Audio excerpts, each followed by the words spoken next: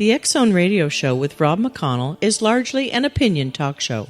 All opinions, comments, or statements of fact expressed by Rob McConnell's guests are strictly their own and are not to be construed as those of the X-Zone Radio Show or endorsed in any manner by Rob McConnell, Relmar McConnell Media Company, the X-Zone Broadcast Network, its affiliated networks, stations, employees, or advertisers.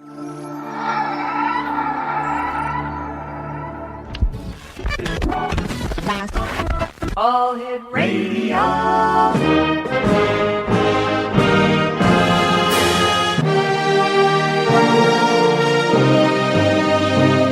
Welcome to the X-Zone, a place where fact is fiction and fiction is reality. Now, here's your host, Rob McConnell. 1-800-610-7035 is worldwide toll-free. Welcome back to the X-Zone, everyone. My name is Rob McConnell, and we're coming to you from our studios in Hamilton, Ontario, Canada, on the Talkstar Radio Network, X-Zone Broadcast Network, UK High Definition Radio, Euro High Definition Radio, Star Cable, and X-Zone TV. My guest this hour is Gary Gillette. He is an award-winning voice actor, director, producer, performer, humorist, and teacher, now heard in 22 countries. He can be heard in cartoons, movies, video games, audiobooks, amusement parks, as well as vending machines. I guess that's your coffee is ready. He's also a shaman, metaphysicist, teacher, author, and lecturer in the world of esoteric knowledge. And Gary, welcome back to the X-Zone. Thank you very much. Thanks for having me, Rob. Tell me, for the listeners who may not have been with us the last time you graced our airwaves with your voice, how did you go from being a voice actor and the work that you do in the media, the multimedia, to shaman, metaphysicist, teacher, and author and lecturer in the world of esoteric knowledge? I never really separated the two. I've always been into metaphysics since I've had NDE since I was a little boy, and it's always been a part of my life. In fact, doing the voiceover stuff is a way to kind of bring a message of joy and fun into a world of what I consider metaphysics. How do you define a near-death experience, or NDE? I would say it's in some, you've heard it like a near death. I mean, sure. And you come back, but when you actually go to the other side, it's more like beyond near death. It's like you are dead and you get to see the other side of the realm of existence, and then you come back. So they say it's near because you did come back, but essentially, a near-death experience to some people is not getting hit by a car as they walk across the street. To me, it's actually experiencing the essence of the other side, your spiritual side, and learning about that and then coming back and trying to figure out what you're still doing as a human being. How many times did you die, Gary? 4 times. When was the most recent? The most recent was 10 years ago, as I crossed the street with my fiance in Simi Valley. And we didn't quite make it across the street. We got hit by a drunk driver. He was going about 50 miles an hour. And she died immediately, and I died with her, but I got to come back. So that was my last time. That was 10 years ago this year on Memorial Day. At the time when you both died, what do you remember, if anything? Well, I remember a lot. Mostly adventures with her out of the body. Phenomenal, exciting, wonderful stuff together. Just a joyousness of being together, really, and playing and becoming different essences of being. At one time, we were living in an ice castle together, and our love was so strong we were melting the ice, which I thought was pretty neat, pretty exciting. And other times where we were just part of each other's lives in animal form, in spirit form, and just enjoying each other's company extremely, to the point where you're just like, why would I ever want to stop this? But one day she just kind of smiled at me and pushed me back. Wow. And that's when I knew that perhaps I wasn't going to stay with her in this particular essence, this particular spiritual faction. Gary, stand by. You and I have to take our first break. Gary Gillette's our special guest, X-Zone Nation. www.karmicreliefthebook.com. That's karmicreliefthebook.com. And metaliving.org. We'll be back on the other side of this commercial break in 2 minutes as the X Zone continues from our studios in Hamilton, Ontario, Canada. Don't go away.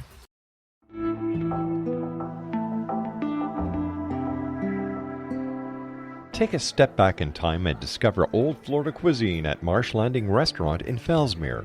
Enjoy delicacies such as frog legs, gator tail, catfish, and swamp cabbage, or enjoy the more traditional cuisine like hand-cut Angus steaks, ribs, and seafood. Join us for breakfast with a southern flair featuring sweet potato pancakes, biscuits and gravy, and much more. Planning a party? Marsh Landing's private dining room can accommodate groups from 8 to 80 people. While you're visiting, enjoy the historic pictures, artifacts, and stories that line the walls. Marsh Landing is truly a unique experience. Marsh Landing Restaurant, 44 North Broadway in historic Fellsmere, or visit marshlandingrestaurant.com. Marsh Landing, old Florida cuisine at its best.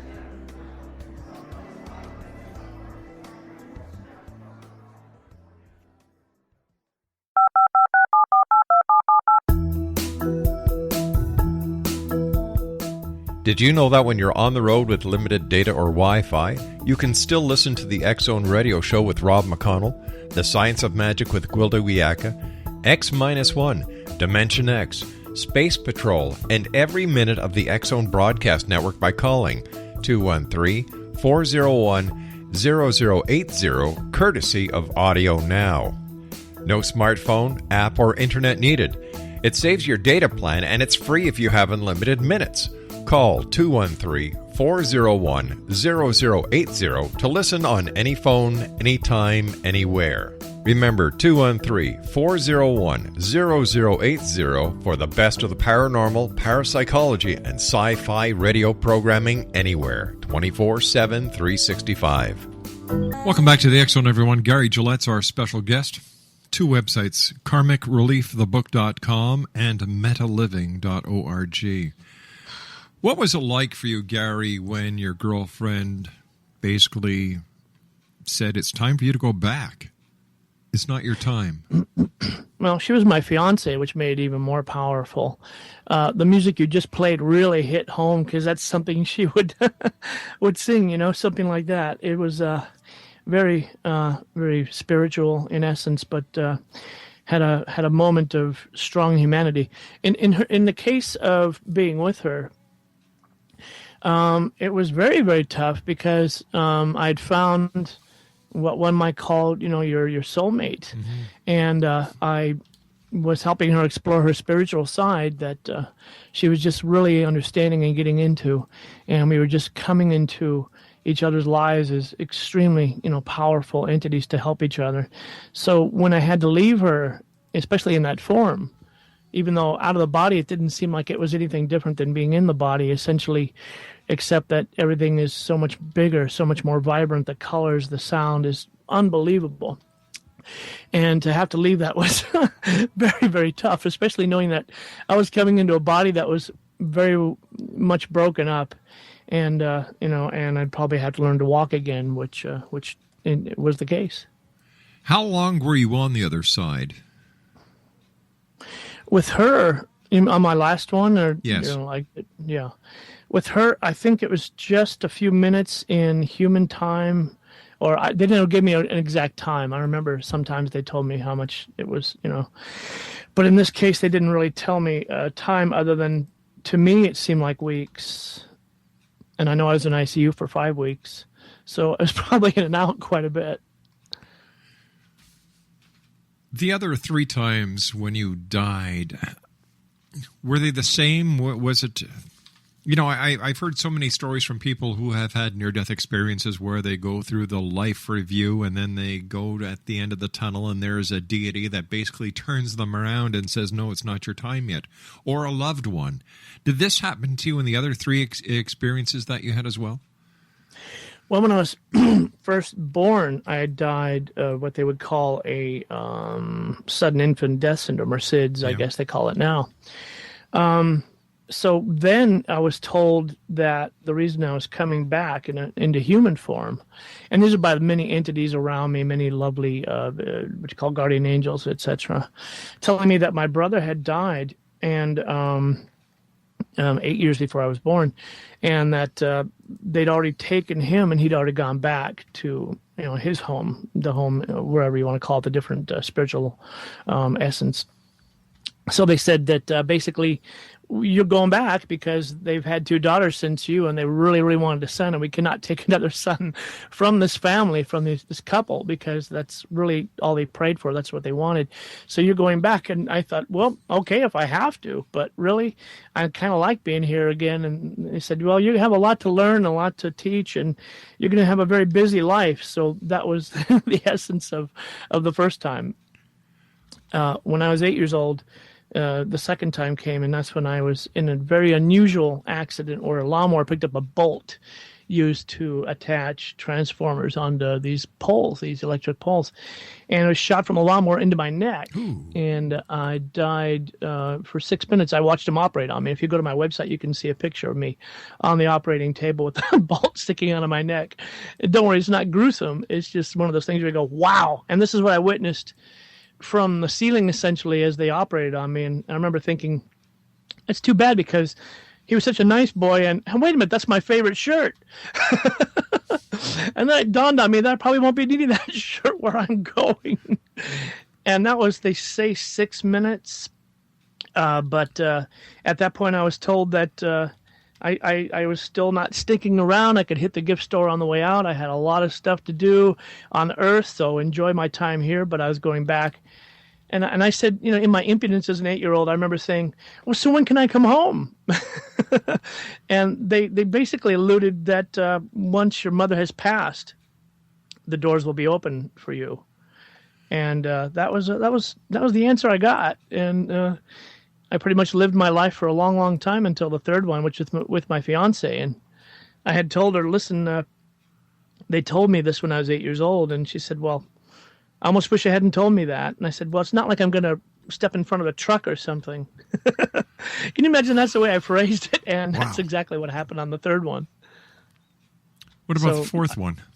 The fourth one was when I flatlined when they were operating on me, trying to get my body back together.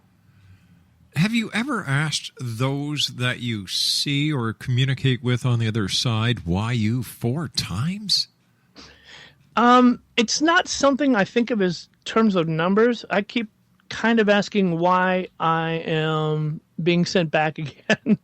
Not in a way that, oh my God, why are you doing this to me? But more like, what is my mission? What have I not accomplished yet? And I'm still looking for that on a daily basis.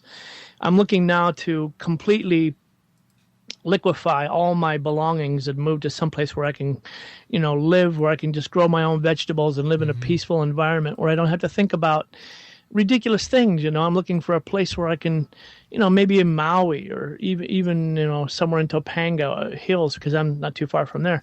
But I'm thinking someplace where I could just be who I am, teach metaphysics to those who want to learn it, live on the land like I'm supposed to do, like I've done many times in past lives, and not think about, oh my gosh, I just can't make sense of my life. I'm still trying to kind of find that on a daily basis. Did that answer your question? Because I don't know how far off I went on that one. Well, you answered it in all honesty, so yes, it did answer my question. Okay. The answers I get when I go inside to meditate are basically the answers I get when I leave the body after I've so-called died. The essence of here's what we want you to do. Here's what you can do.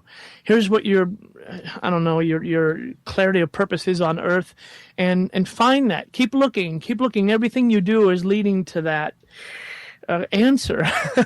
So they don't really go, okay, you're going to do this and you're going to do this, and then this happens and this happens. They say, with total volition, you are free to make these decisions, and each decision will change, in essence, how you come to your truth. Why do they keep it a mystery? Why can't we just be told? That is probably the $1 million question. I think I'll put a chapter devoted to you in that question. Well, thank you. In my book, since I'm still writing a lot of it, even though I've done some pre-sales on it, and I have a lot of things to offer people who want to know more now. Like I have PDFs on lucid dreaming and stuff like that. But the question I think is best answered by they, and I'm saying the entities, look at us as energy forms who are still learning, and if they give us too much information, perhaps we'll change the way we find our own path.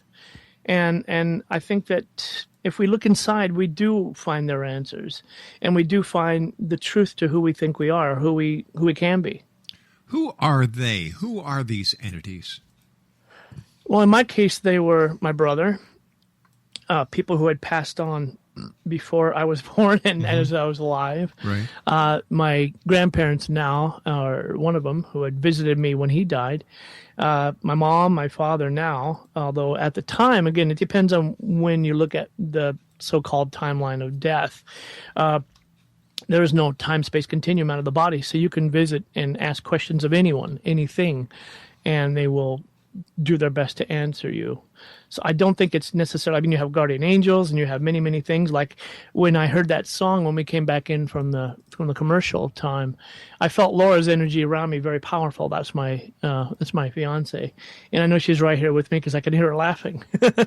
So stop it. So essentially we are, constantly in contact with these. We don't have to go outside. We don't have to find this extrinsically. Jesus Christ said, the answer, the truth to who we are is found within.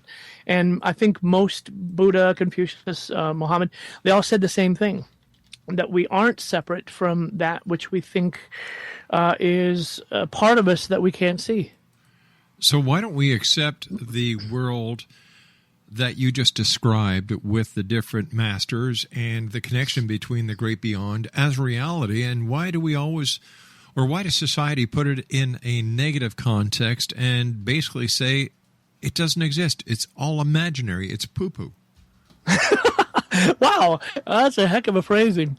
It's poo-poo. I mean, is that what you said, poo-poo? Yeah, that was for you because, you see, I know that you do vending machines and amusement machines. So, plus, I can't use what I was thinking on air. Oh, yes, so I know what you're thinking, and we could change it to many other languages, but I shall refrain from doing that at the moment. No, but essentially, that is a control factor. It is saying that if you don't do what we say you're supposed to do as we say it, then you're going to a place that is either bloody awful or you'll never understand, okay? Mm-hmm. And if we were to find out the truth of who we actually are as spiritual beings, these entities, these amazing entities of phenomenal power, which, let's face it, the Illuminati and many others had throughout history have said, here's the answer. If we found that out, we would be so empowered that we wouldn't take the BS, the poo-poo that we get from our governments. We wouldn't take the nonsense that we get from people or government or institutions, any institution, that says you are wrong and we are right because we say we are. We have to look at that as a point of view as we know this. Mm-hmm. We can remember this, but we're told lies and we have to find our way around this. We have to find our way to our own truth. Stand by. You and I have to take our break with the news at the bottom of the hour. Gary Gillette's our special guest, Exo Nation. 2 websites, karmicreliefthebook.com and metal living. Jeez, I was going to say metal iving. Metaliving.org. We'll be back on the other side of this break. Don't go away. This is the X-Zone Broadcast Network, broadcasting worldwide on broadcast affiliates and satellite program providers, including CNN Broadcast Network, Sirius Satellite Network, Star Media, Good News Radio Network, Angel Broadcast Network, Wiki Broadcast Network, and WPBN TV. For more information on the X-Zone Broadcast Network, visit us at www.xzbn.net.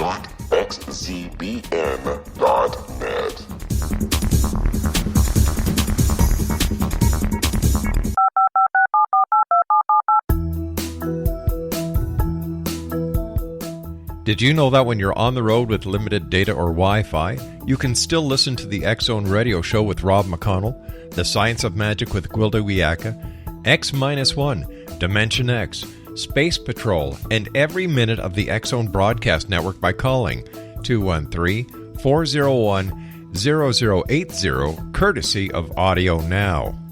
No smartphone, app, or internet needed. It saves your data plan, and it's free if you have unlimited minutes. Call 213-401-0080 to listen on any phone, anytime, anywhere. Remember, 213-401-0080 for the best of the paranormal, parapsychology, and sci-fi radio programming anywhere, 24/7, 365. Gary Gillette's our special guest this hour, Exonation. www.karmicreliefthebook.com and metaliving.org. Gary, what do you want to teach the world? Well, basically that we have the ability to empower ourselves and others through our spirituality, through that we can look at ourselves as humans, in, with a spiritual form, and we can look at ourselves as spirits in a human form. And by doing, I believe, the latter, we can really find out what we can do to make Earth the best place that we can make it, for humans until we pass to the next, facet of ourselves. What do our dreams tell us, and where does dreaming fit into the entire scheme between what we call this world of reality and the world of spirituality? I think they're a link. I think they're a bridge to the spiritual selves. I know that I like to program lucid dreams, and I like to have a lot of fun in them. Like last night, I remember going to a twin universe of Earth, and there were twins, literally twins, and I really enjoyed that. I enjoyed being in that, wherever the heck that was. And I didn't ask for that, but that's where I went, so I had a good time with it. And I really think that we can ask our dreams questions, and that part of us, that higher essence of ourselves, will help us find the answers, will help us look around and say, oh, well, here's something you may not have considered. Here's don't forget Einstein, many wonderful people of science and metaphysics used dreams to answer questions, to find out more information about their higher selves. What do you use dreams for? Essentially that. Sometimes I just dream because it feels good, because I'm sleeping, and that's where I go. Other times it's I do like to say, oh, wow. What would be a really good thing to try to understand would be maybe my next steps, maybe more of a clarity of purpose, maybe talking to the other entities on the other side and find out maybe what I can do to increase my quality of life, not from possessions, but from knowledge and love. How can we use the other side to better ourselves on this side? I guess just by realizing that we do have that as a library, Akashic records, if you will, a place where we can say, this is a storehouse of information that we can access. And we can do that through meditation as well. I believe the two aren't mutually exclusive. I think the two have a lot in common, because we are looking inside for answers, and we are looking to find maybe other entities or spirits to help us find these answers. How would one go about learning how to do lucid dreaming, Gary? Well, I'll send a PDF to anybody who wants to go, anybody listening now. Mm-hmm. I'd be happy to. If you go to my website, I'll be happy to send you a PDF on that. But the basic outline is that you decide that you are going to, in a lucid dream, things change very quickly, as in any dream, right? But in a lucid dream, you realize it. So here's the key. The key is to pick up something with writing on it, anything, a newspaper, I've done that, coins, anything that has writing on it. Look at it, and then put it down, and then look at it again. It'll be different. Yeah. it'll be different every time. And when you realize that, you go, wait a minute. In my so-called real life, I look at something and I put it down, I look at it again, and it's pretty much the same. It is exactly the same. So it'll be different every time you do that. And then you say, wait a minute, okay, now I know. I'm in a lucid dream. See, when I dream, I look for signs or words that I can't read. For example, the front page of a newspaper, it makes no sense to me. And then I look at a street sign, it makes no sense to me. Or a sign on a store. Then I know I'm lucid dreaming, and that's when the fun begins. Ne parlez pas français? Ben oui, je parle français. Aucun problème là. There you go. Sure. If you do that, then you can. No, I'm kidding, of course, because of course you speak French, and that's probably not the language you're having trouble with. For me, I've studied many languages over the years, probably about 12 languages. So if I find something that is totally hard to read, I think that's probably a good key as well. So that's probably a good key for you, is to look at it and say, wait a minute, I can't read this. But do you become more curious about it to find out what it's trying to tell you, or do you seek to translate it to a language you do understand? I just realized that I'm in a dream, and now whatever I want to do, I can. Now, see, I thought I was talking to you for real, so this is a dream. I kind of suspected that because I was looking at my email and it changed, but I think I just opened the other email.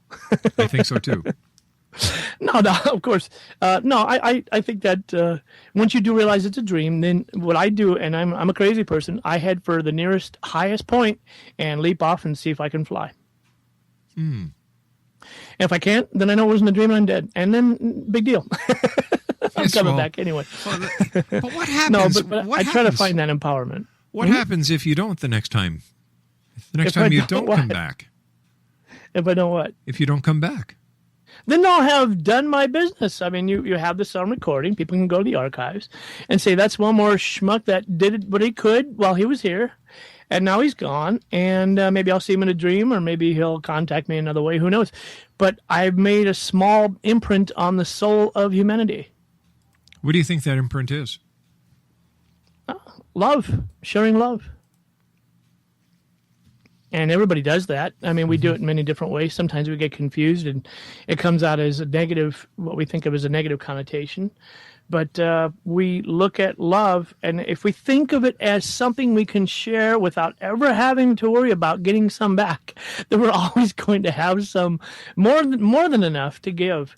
But if we think of it as something that if we give it away, we're either not going to get it back unconditionally, which is a very strange kind of concept, or we're not going to get it back enough to fill what we believe to be our souls. Does that make sense to you? Because when we give it away freely, and I can give it away to a stranger on the street, sure, I don't feel that I need to have it back in the same form for me to feel okay about giving it away. It's something that you could never run out of. If you love yourself, you could love others 100%. If you don't love yourself, then you're going to have to find a way to do so. And from that point of view, at least in my opinion, from that point of view, if you love yourself, then everything is okay because you live in a world of love and you don't live in a world of fear or hate or lack or something where people say, oh my God, this is never going to happen. This is never going to make sense to me. It will make sense because you choose to have it make sense. Plus, if you can't love yourself, no one else can.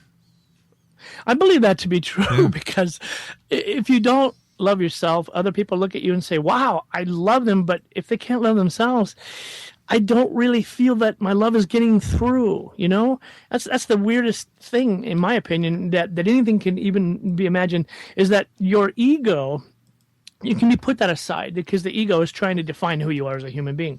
But if you can define yourself as a being of pure energy and pure love, then the ego doesn't have to get in the way. The ego doesn't need to say, oh, wait a minute, I'm not getting love from this person. I'm not getting love from this. You look at the animals and they say, I love you unconditionally. It's nice that you feed me, but I can love you unconditionally. And why can't humans realize that this is possible for humans as well? Well, I guess like you were saying, the ego kicks in. Absolutely. The ego defines who we are. We look in the mirror and we say, okay, I am around 50 years old. I have lost my hair. I am pretty good shape because I play tennis. I get some sleep and I'm healthy and I eat healthy foods. But wait a minute. This is just the outer. This is how I keep the physicality. This is how I keep the physical part of me alive. But there's so much more that I can't even begin to share in any language because everyone sees this in themselves. They say, who am I? Who am I really? What am I doing here? And the ego says, oh, yeah, well, let me see. You're an actor and your father, and you do this and you do this, and you want a car. No, that's insane. But the ego says, well, that's all I can give you. When you give a child a toy, he associates that toy with who he is. Try taking that toy away and see what happens. The ego says, oh, no, that's me. That ball is now a part of who I am. I look at that ball and I see the stars and I see the little stripes on it and I see all these pretty colors. I see these that's who I am. That's me. If I can't identify with this, who am I? So we go throughout our entire life surrounding ourselves with these things, these objects who try to define who we are. As I look around this room, I know that these objects mean nothing, but yet they tell me, oh yes, you do this, and this is because of this. You have this award from this, and you have this from here. And this defines who you thought you were, and this colors you, and this looks good on you, and you do this. And when you do this, people say, oh, that looks so good on you. But that's insanity. That's absolutely, my definition of insanity is looking around the world and trying to use it to define who you are. And I think everybody goes through this. How did you become a shaman? I think I have little choice in the matter, in that I knew that spirituality went way beyond any kind of religion to me. So I explored all religions as much as I possibly could. And I guess the idea of Taoism made the most sense to me because my path is constant. My path is who I am, but only as far as the path itself. If I'm looking for a destination, then the path is meaningless. The path is the destination. And once I realized that, I said, I believe that we can become more. And that's when I decided that I was going to explore this avenue of who I was. Exonation, Gary Gillette's our special guest this hour. www.karmicreliefthebook.com and metaliving.org. How can you laugh at the idea of dying? Is it because you know that life is worse than death? Does that make sense? Hold on one second. I was trying to restrain that until you finish your sentence, or your question. Yeah, absolutely. You have to, not because it is makes more sense. Is it because it is who we are? Mm-hmm. When we die, we are who we truly are. Instead of, again, this facet, this illusion, this Maya of being on this planet and trying to make sense of it. So I have to laugh because this is absurd. Our definition of being alive is rather absurd, in that we honestly don't think that anybody else is like us. We honestly look around and say, we have to use divisiveness because that person is black, or that person is short, or that person is fat, or that person is handicapped. Mm-hmm. Oh my God. That is just insane. If you can look at somebody and say, that's the reason I'm different from you, then you are just, I don't know, you're in a forest of trees, but you don't see that you are a tree. You're looking outside of the forest to say, who am I? Instead of saying, I am everything. My favorite thing in metaphysics is the essence, or the idea of entanglement, which is to say we are a part of everything that we can see or hear or imagine or taste or anything. We are a part of that. So to separate ourselves from that is absolute insanity. And that is being a human. So yeah, dying is pretty good. But then we move on to another state, many other states actually, from what I understand. And then we also become more of who we truly are instead of who we think we are. Having been dead 4 times and come back 4 times, do you find yourself taking risks with your life, or are you more careful?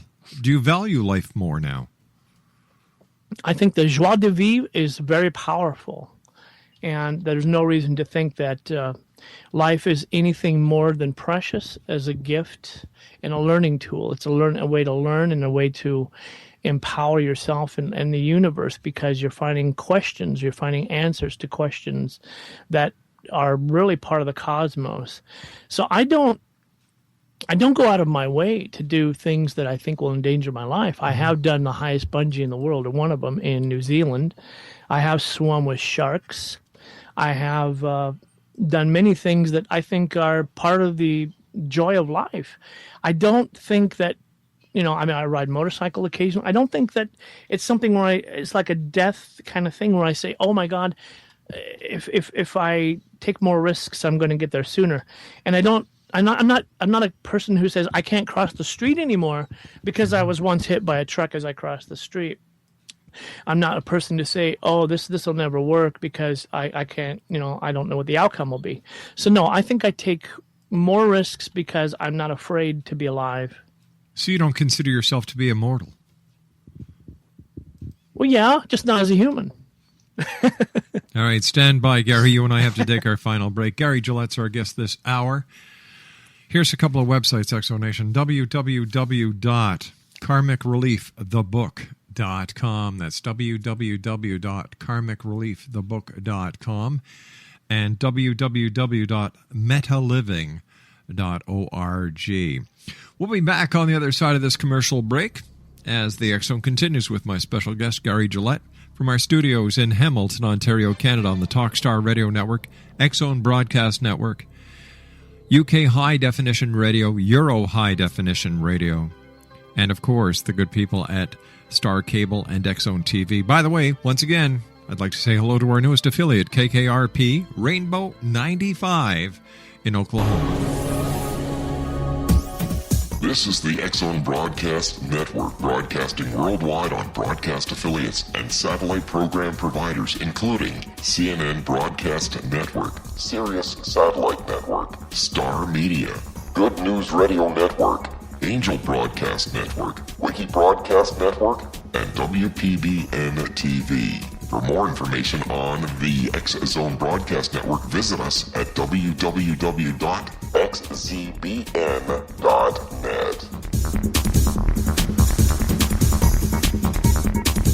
19 Sergeant Central. 19 Sergeant, check. Officers on the scene. Hi, I'm Larry Lawson, host of Paranormal Stakeout. With over 36 years in law enforcement, I have learned a few things. The most important is the proper gathering and preservation of evidence is vital to putting the bad guy behind bars. It's no different in the world of paranormal investigation. Whether it's the search for the afterlife, cryptozoology, UFOs, and extraterrestrials, how we gather the evidence, preserve that evidence, and present it to a jury of our peers will make the ultimate difference in proving the existence of worlds and entities that are beyond our imagination. Join me, Larry Lawson, every week on Paranormal Stakeout when, along with my guests, we'll take a journey to prove with indisputable evidence what man has struggled to believe for centuries. Go to xzbn.net for the broadcast schedule and check me out at paranormalstakeout.com.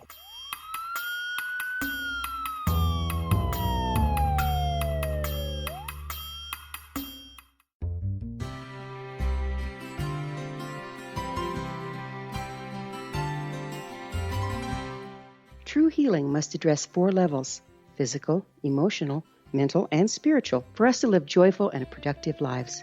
We tend to treat 3 of the 4, leaving the spiritual languishing. If you're tired of the same dysfunctional patterns cropping up in your life, Soul Balancing is for you. Trixie Phelps, owner and founder of Soul Balancing, is a naturally gifted energy healer trained in numerous esoteric forms, including shamanism. Trixie has created a powerful modality that safely and effectively clears your energetic field. A soul balancing session can remove interference, heal trauma, and restore your hope. Contact Trixie for a life-changing long-distance session today. www.soulbalancing.world.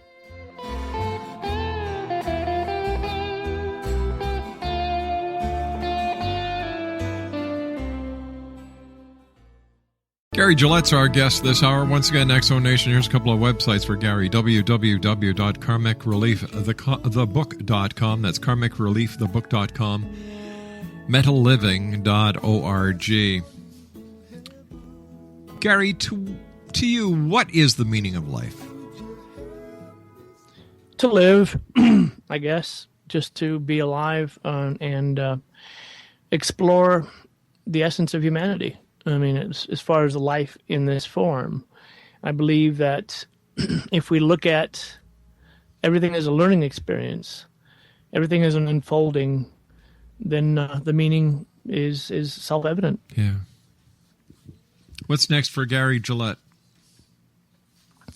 I think the next thing for me is to find, like I think I alluded to in the beginning, a nice little place where I can grow my own vegetables and maybe have people come by and I could teach them metaphysics. If anybody's out there who wants me to be a living guru metaphysicist, and I'm also a massage therapist, I will be more than happy to consider that arrangement, because I just need something simple. I don't need complication, and my life has been full of complications.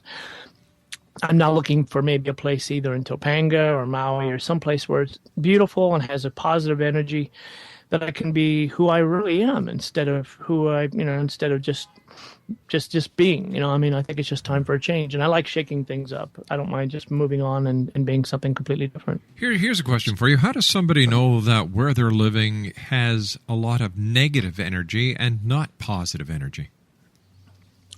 A lot of times, as spiritual entities, as psychic beings, which we are, we can feel that, and when we don't respond well to it, or we feel sick, or we just are getting what they call energy vampires around us that are trying to pull in our energy for them, because they don't have a powerful energy response for themselves. They don't know how to get to that. So I would say a lot of times it's just a feeling you get, and we're very aware.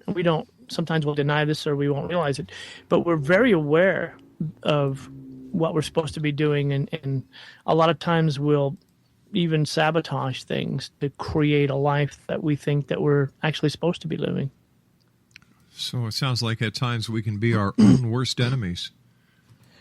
I believe that to be true, in that we don't know our path most of the time. So we're looking at a way to get there, and sometimes the way we get there is very, circumnavigational compared to perhaps the way we thought we were going to get there. Hey, Gary, we've run out of time for tonight, but I want to thank you so much for coming on the show and sharing your stories with us.